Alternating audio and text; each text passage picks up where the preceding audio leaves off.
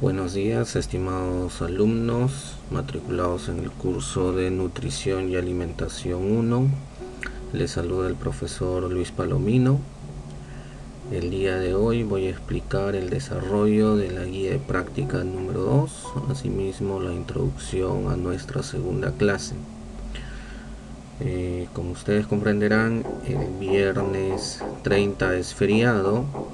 Es por ese motivo que con los alumnos del grupo B nosotros tendremos la clase este lunes 26 en el horario, la teoría en el horario de 1:30 a 3 de la tarde, y luego la práctica número 2 desde las 3 de la tarde hasta las 6 de la tarde. Esto fue comunicado el día viernes en la clase que nosotros tuvimos. Como ustedes observan acá en su aula virtual, ya todas las sesiones y lecturas y la clase está colgada en la segunda sesión. Voy a desactivar uno.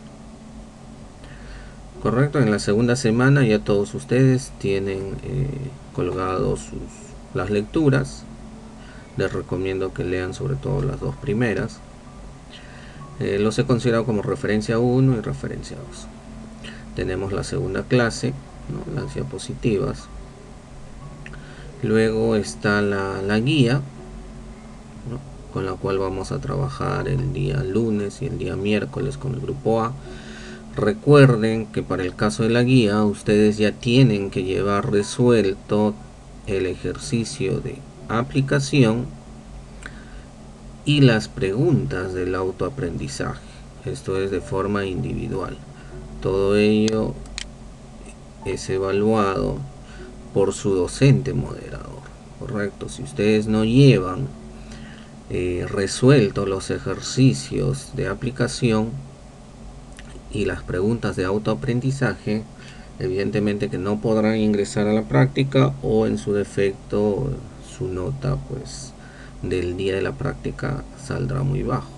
Ya ustedes ahí también tienen colgado las rúbricas de evaluación. Muy bien, tienen el grupo B, tiene hasta el día lunes mediodía para que puedan rendir el examen del test de evaluación, y en el caso los del grupo del día miércoles hasta las 7 de la mañana del miércoles 28. Correcto, entonces con este preámbulo pasamos a desarrollar la guía de práctica que también se les ha explicado en clase. Ojo. Muy bien, entonces acá nosotros tenemos la guía. Consiste en la determinación del gasto energético total en el ejercicio físico y nivel de actividad física en estudiantes. Está a cargo de mi persona. Se trabaja con la metodología ABP, en la cual es el estudiante quien ya tiene que venir informado, revisando las lecturas, habiendo resuelto el ejercicio de aplicación, habiendo resuelto también las preguntas de autoaprendizaje, ¿no? La dinámica es la misma. Se presentan las respuestas al docente moderador en el horario de 9:40 hasta las 10:30. Discuten los resultados, se genera un debate grupal, correcto, y luego a las 12 empezamos con la plenaria, ¿no? En la cual se espera la participación de todos ustedes, porque hay una nota de participación. Bueno, las competencias se los revisan. Ahí está la actividad programada de la sesión de clase, ¿no? Una pequeña introducción respecto al requerimiento de energía, nivel recomendado, ¿no? Cuando es una actividad física ligera, moderada, severa, ¿no? Y los métodos. Bien, toda esta información ustedes la obtienen del libro, ¿no? Publicado por la FAO MS1 el año 2001 y revisado el año 2004. Entonces hemos seguido esa metodología. Y de la IOM, ¿no? IOM FNB, publicada el 2002, revisada el 2005. Bien, entonces nos vamos al ejercicio de aplicación. El primer ejercicio de aplicación consiste en calcular la tasa de metabolismo basal, o en su defecto la tasa de metabolismo en reposo. Ya en la teoría vamos a explicar, ¿no? Según la ecuación FAO OMS 1, ¿no? Que nos indica que esto representa el gasto energético mínimo que tiene el organismo en el estado en reposo para mantener las funciones vitales. Correcto, en el caso nosotros vamos a utilizar la ecuación de la FAO-OMS 2001.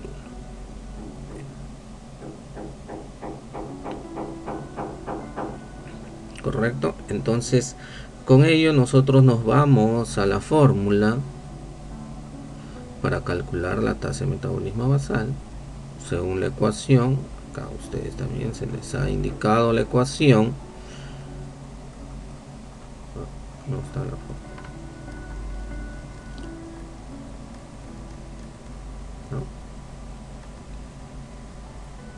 Entonces acá nosotros tenemos la ecuación. Muy bien, entonces nosotros tenemos la ecuación. He seleccionado solo esta es la fórmula, ¿no? En la cual cada uno de ustedes tienen que hacer, ¿no? Si tienen de 10, son hombres y tienen de 10 a 18 años, pues aplicarán esta fórmula, ¿no? 17.686 lo multiplican por su peso corporal actual y le suman el factor 658.2. En el caso de si tienes de 18 a 30 años, ¿no? Porque la gran mayoría de ustedes van a estar en estos dos grupos, lo multiplican por 15.057 por su peso corporal y le suman 692.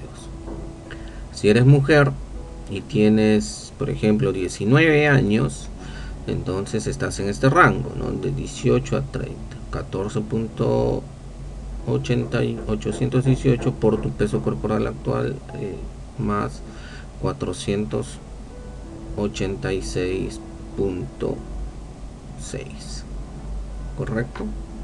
Bien, entonces así nosotros determinamos.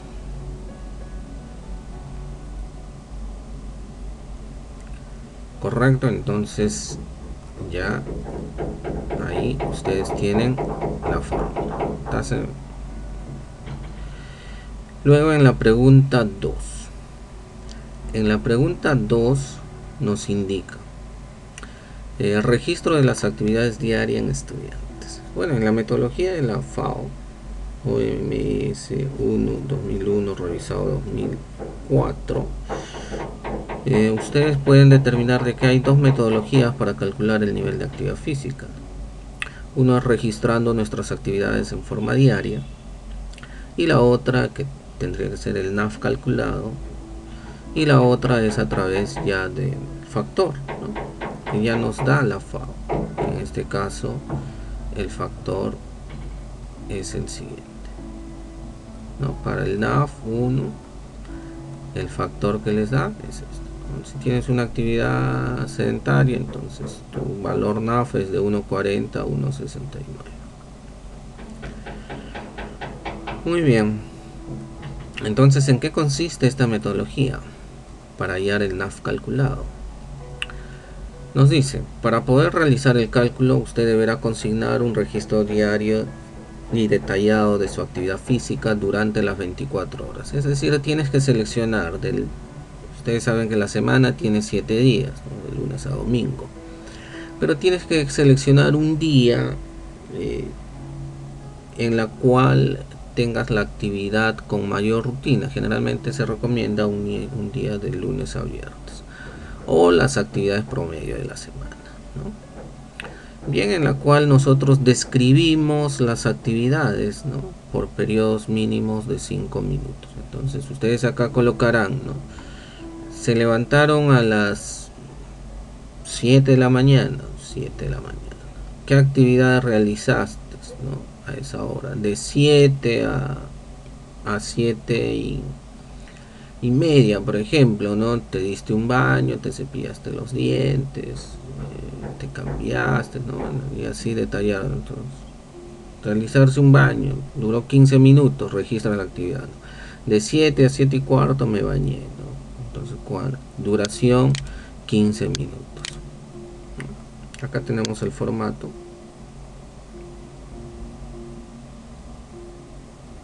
Tienen el anexo. ¿Dónde está?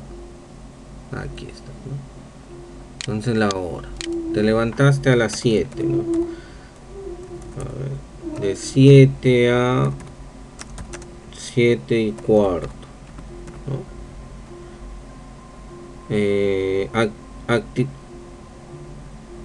Hora de la actividad, ¿no? En este caso colocamos acá, ¿no? La hora de 7 de la mañana, no, perdón,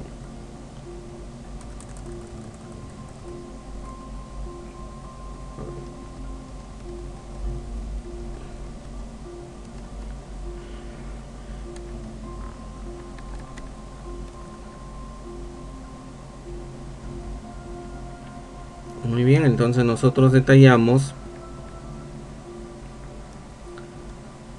acá de qué tiempo a qué tiempo fue la hora de la actividad. Ya me perdí, no sé dónde está. Acá está, ¿no? Tenemos que te bañaste, no sé, de 7, te levantaste a las 7, ¿no? Coloca 7. Hora de la actividad. De 7 a 7 y cuarto realizaste tu baño diario. ¿Cuánto tiempo duró esta actividad? 15 minutos. Acá en esta columna solo registras las actividades en minutos. Voy a guardar en otro formato para que no se modifique.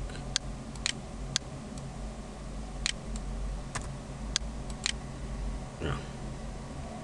Duración de la actividad acá es en minutos, ¿no? Minutos, 15 minutos. Luego que hiciste de 7 y cuarto hasta las... luego de tu baño diario, o sea, te cepillaste los dientes. Pero recuerden, registramos solo actividades que demanden un tiempo de mayor a los 5 minutos, ¿no? Entonces colocamos acá, no sé, de repente te cambiaste, ¿no? De 7 y 15 a 7 y 25, ¿no? Ese cambio de vestimenta, ¿no? Vestimenta. ¿Cuánto tiempo nos duró? 10 minutos. Luego tomaste tu desayuno de 7 y 25 de la mañana hasta en promedio 15-20 minutos. De 7 y 25 hasta las 7 y 45, por ejemplo, ¿no? Desayuno. Tiempo 20 minutos. Luego te desplazaste a la universidad, ¿no? De 7 y 45, el tiempo promedio y encima parado, ¿no? Entonces te desplazaste, imaginemos que tu carro se demoró 1 hora hasta las 8 y 45, pero tu clase era a las 9. Ya. Entonces acá transporte en bus y estuviste parado, ¿no? Y acá son 1 hora, que serían 60 minutos, y así enlistan todas sus actividades hasta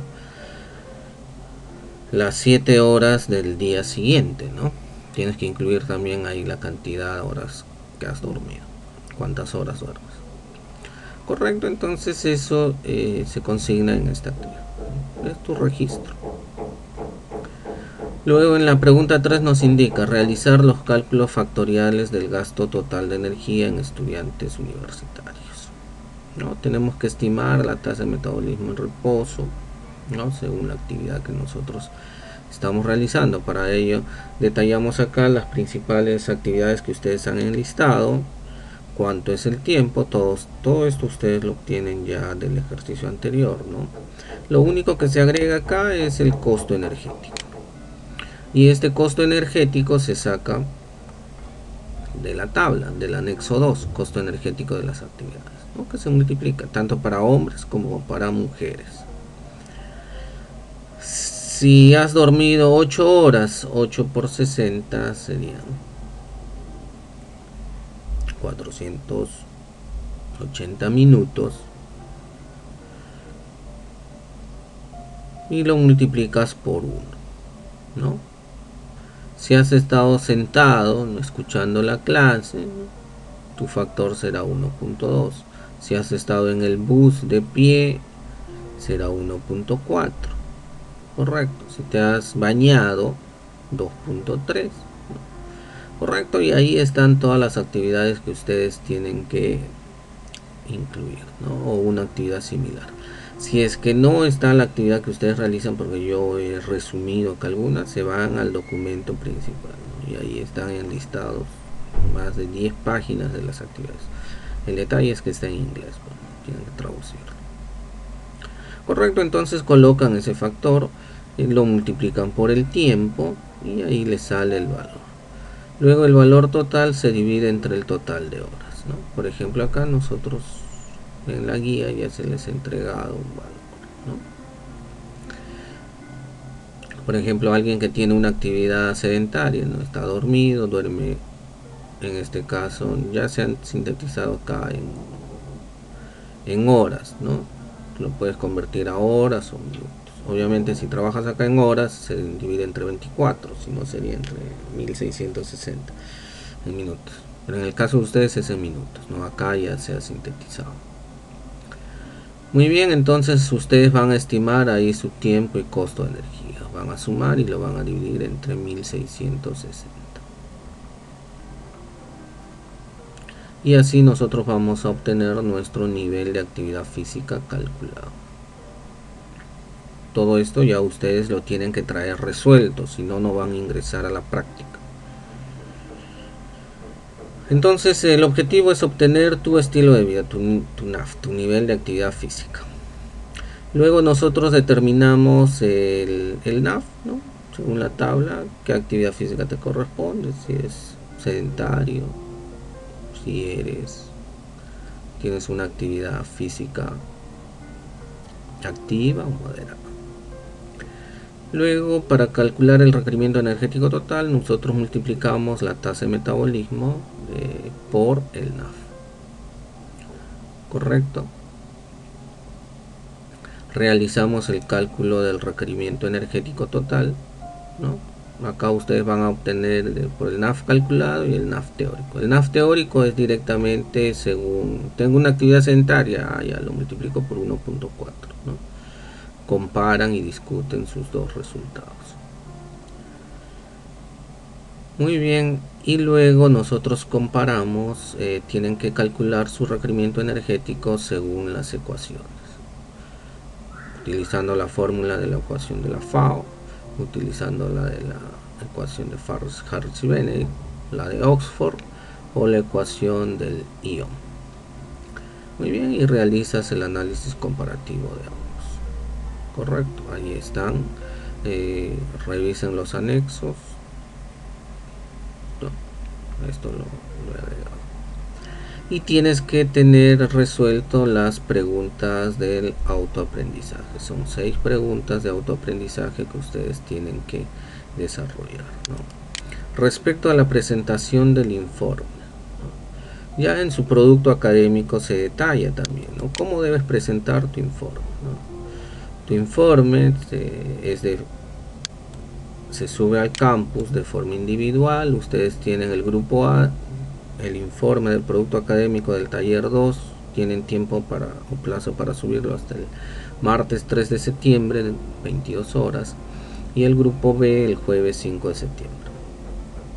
Debe tener la estructura en la carátula, una introducción, un análisis y el desarrollo de tanto de los ejercicios de aplicación como de autoaprendizaje, una discusión de los resultados que se ha obtenido ahí en la práctica, ¿no?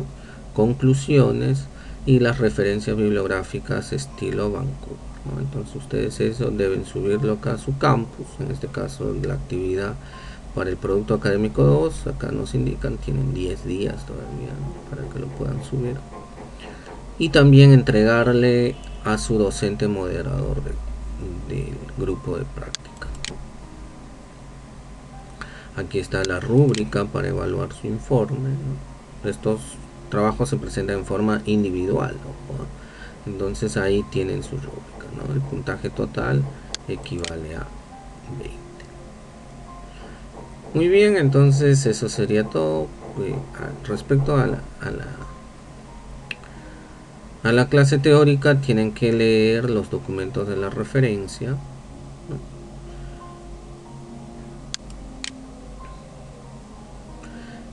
La teoría consiste en determinar o explicar todos los métodos validados que han sido publicados en los diferentes artículos o libros respecto a la medición de la energía, ¿no? En forma resumida, porque toda la información ustedes lo tienen en los artículos.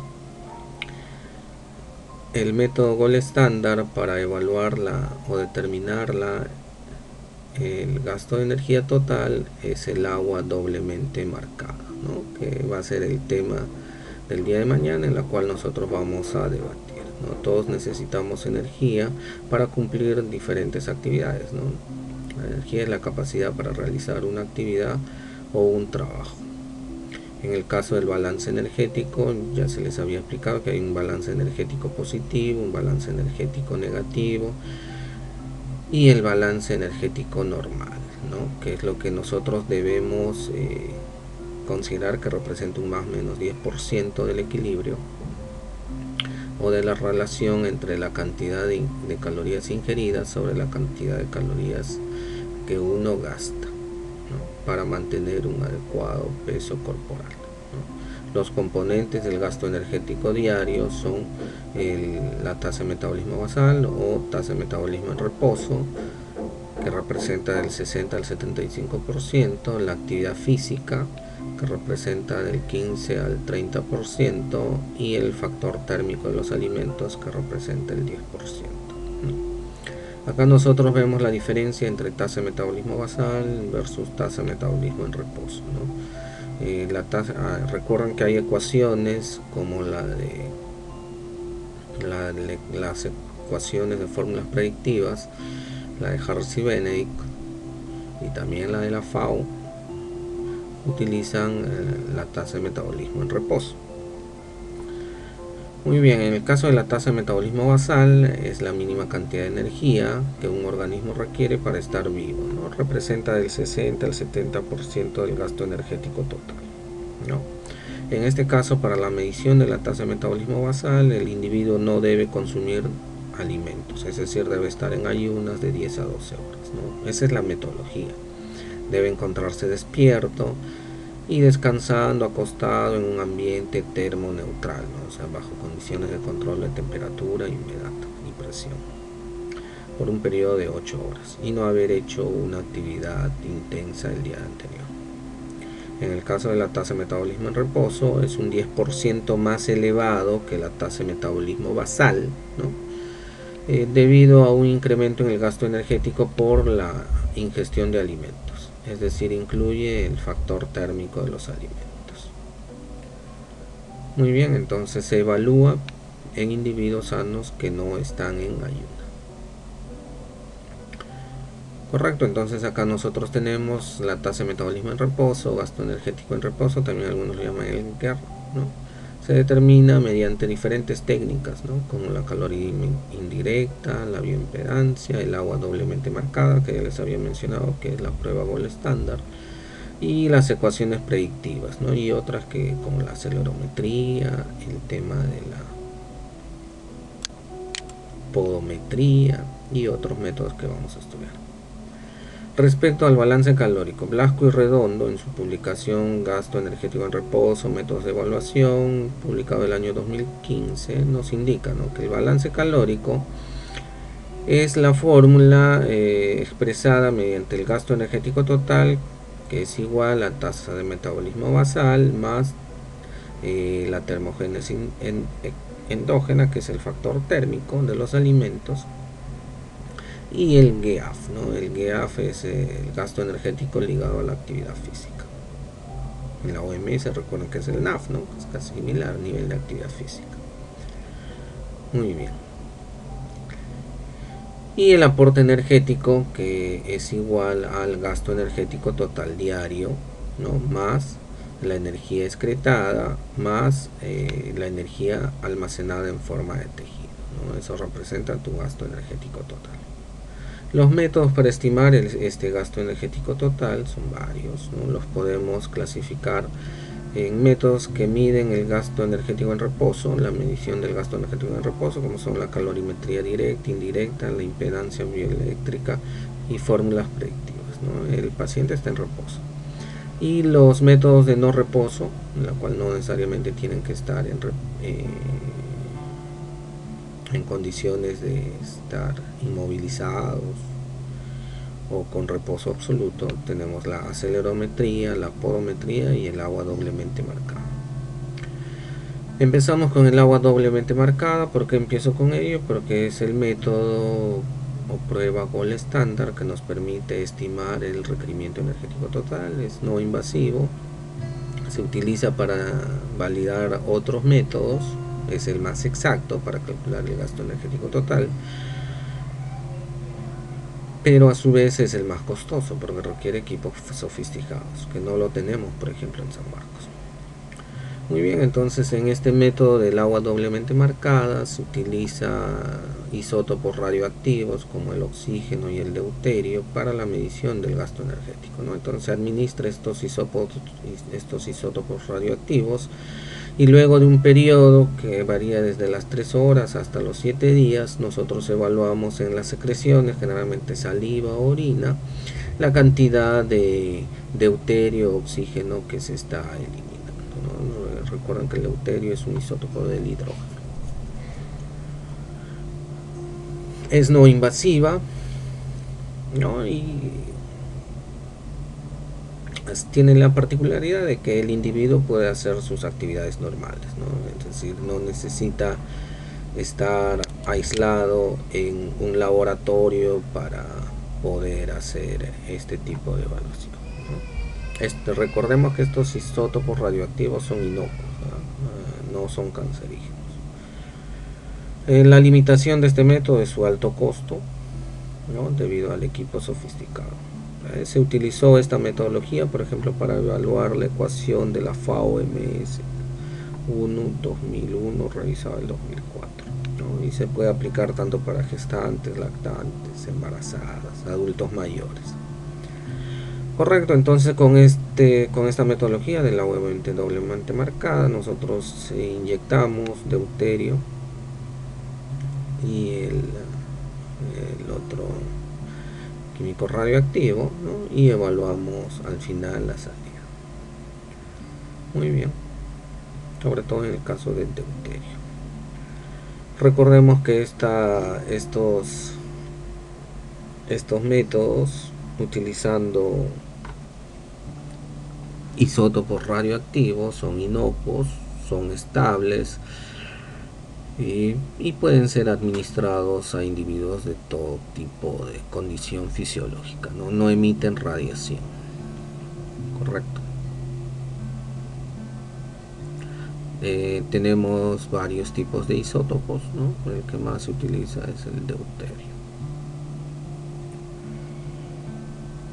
Muy bien, entonces respecto al método de dilución isotópica con deuterio, ¿no?, nosotros tenemos acá el deuterio que es positivo y tiene un electrón negativo, ¿no?, que es más estable sobre todo con los líquidos, ¿no?, y nos va a permitir medir el volumen de porcentaje magre y porcentaje grasa.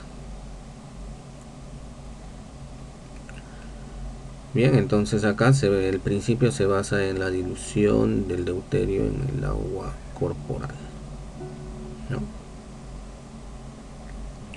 Ahí están las fórmulas que luego se va a explicar esto en clase, lo estamos haciendo de manera rápida, ¿no? Y el otro método es la calorimetría directa, como bien su nombre lo indica, es un método que evalúa el calor. Correcto, entonces en esta técnica de calorimetría directa mide la tasa de pérdida de calor del sujeto usando un calorímetro, ¿no? Entonces el sujeto está en una cámara por 8 horas en la cual se mide la cantidad de calor que es producida, ¿no? Es un método complejo y difícil de realizar en la práctica, ¿no? Y aparte que es costoso también. Luego tenemos el método de calorimetría indirecta, en la cual se evalúa la cantidad de oxígeno y CO2 que se va eliminando, ¿no? Como nosotros sabemos, el producto final generalmente del metabolismo de algunos compuestos, como son los carbohidratos y las grasas, terminan en oxígeno o CO2. Pero en el caso de las proteínas no, porque las proteínas tienen una eliminación del nitrógeno y también es fuente energética, por ello es que ahí hay un determinado sesgo, ¿no? Se utiliza varios métodos para la recolección de gas, incluido el método Douglas, ¿no? Acá ustedes pueden observar cómo es que se evalúa el método de la calorimetría indirecta, ¿no? Tienes que evaluar la concentración de gases acá en este equipo, tanto de oxígeno como de CO2. Y luego con fórmulas predictivas si nos sale la cantidad de energía, ¿no? Por ejemplo acá 1260 kilocalorías. Bien, ahí está el reporte que nos hacen, ¿no? Tenemos varios tipos de equipos, modelos, ¿no? Que se pueden utilizar para validar otros estudios.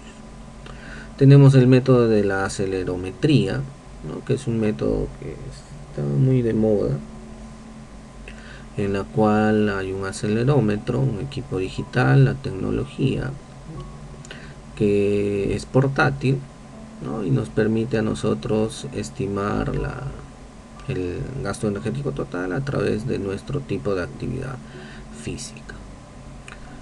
Bien, estas herramientas sí son confiables, son un poco costosas, pero ya están en el mercado, ¿no? Y el método se basa en la medición de la aceleración del cuerpo, ¿no? Que es el cambio de la velocidad a lo largo del tiempo y se expresa en términos de múltiplos de fuerza, ¿no? Entonces uno camina, uno corre, tienes el dispositivo, está conectado, así como el GPS, ¿no? Y mediante fórmulas nos determinan automáticamente nuestro gasto energético total.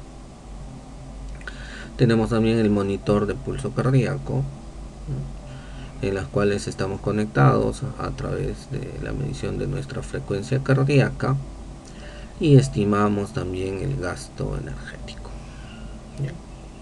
Luego tenemos otro de los métodos que está también hace 5 años han surgido, que es el método de la podometría, que es mediante la cantidad de pasos o la distancia que tú recorres. Ya existen apps, ¿no? Que se pueden descargar tanto de App Store o para los otros equipos móviles o también llamados celulares inteligentes, ¿no? Entonces los podómetros igual utilizan la técnica del GPS, ¿no? Para medir en la marcha, que es una de las actividades realizadas con mayor frecuencia y que aporta una proporción de actividad física, ¿no? Según la distancia que uno camina, el recorrido que realiza, según el tiempo, estima la cantidad de calorías, ¿no? Que tú has gastado. Bien, tenemos otro cuestionario también, el cuestionario de actividad física, que son los métodos de informe automático. El más conocido es el IPAC, ¿no? Que es un cuestionario internacional de actividad física. Entonces hay unas diferentes preguntas que uno llena y ahí nos estima a través de ello, método cual y cuantitativo, pueden estimar nuestro tipo de gasto energético. Bien, Tenemos las fórmulas predictivas que ya los hemos estudiado también en la primera clase, ¿no? La de Harris y Benedict, la de Knoble, la de Cunningham, la de Owen, Mifflin, ¿no? Oxford, la ecuación de Valencia, la ecuación de la FAO MS1 2001, versión revisada del 2004, de la ION FNB, ¿no? En resumen, nosotros tenemos que existen métodos para determinar el gasto energético. Uno de ellos es a través de la calorimetría directa, utilizando la cámara de Aterval, utilizando un calorímetro, evalúan la cantidad de energía que uno elimina. La calorimetría indirecta a través del intercambio de gases, ¿no? Oxígeno y CO2, ya se les había mencionado, que sobre todo es un metabolismo de los carbohidratos y grasas. Ecuaciones predictivas, ¿no? Y el tema del agua doblemente marcada. En la segunda referencia que ustedes tienen, que es una referencia en inglés, ahí tienen un cuadro sinóptico donde nos establecen las ventajas y desventajas de cada método. Las ventajas del método agua doblemente marcada es que es un método de alta precisión, por eso es considerado el gold estándar, ¿no? Para medir el gasto energético total. Permite la libertad de la actividad de los participantes, es decir, no necesitan estar encerrados en un laboratorio como un conejillo de indias para medir su gasto energético. Y tenemos dentro de las limitaciones, que es el alto costo, por ejemplo en San Marcos no tenemos ese equipo. La experiencia requerida para el personal, ¿no? Porque es un equipo sofisticado, se trabaja con isótopos. Y el método no proporciona detalles específicos sobre la actividad. El método de la calorimetría directa es el método más preciso para evaluar tasa metabólica.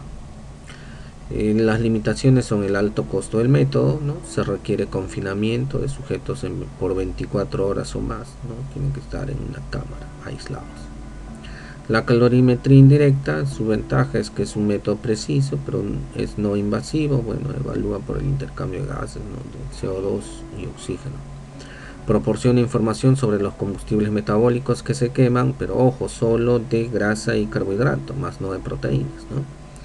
Permite la evaluación del gasto energético en el entorno del campo, ¿no? Su costo, desventaja, es que el costo es relativamente alto y se requiere un personal capacitado. En el caso de la acelerometría, ¿no? Tiene una medición objetiva de la actividad física, ¿no? Se puede usar tanto en el laboratorio como en el campo, es un método no invasivo y es relativamente barato, ¿no? Desventajas es que tiene una inexactitud en las ecuaciones predictivas para traducir los recuentos de actividad en gasto de energía, ¿no? Es una de las limitaciones. El monitor de pulso cardíaco es una herramienta objetiva para medir la actividad física y el gasto energético. Su costo es relativamente bajo, ¿no? Es un método no invasivo. Se puede utilizar tanto en entornos controlados como en su misma condición de vida libre. La limitación es que tiene una interferencia eléctrica o magnética con dispositivos electrónicos comunes, ¿no? Es como un marcapaso, ¿no? Si tú estás cerca a un horno microondas o a un equipo de alta tensión, entonces puede acelerar o variar el valor que se está indicando. La podometría es un método económico, no invasivo, al alcance de todos, de los celulares inteligentes. Se utiliza para evaluar la actividad más común, sobre todo cuando uno camina o corre. Y puede motivar a las personas a mantener una actividad física, ¿no? Es limitado porque solo mide cuando uno camina o te desplazas, ¿no? Es inexacto para evaluar la distancia recorrida y la energía gastada.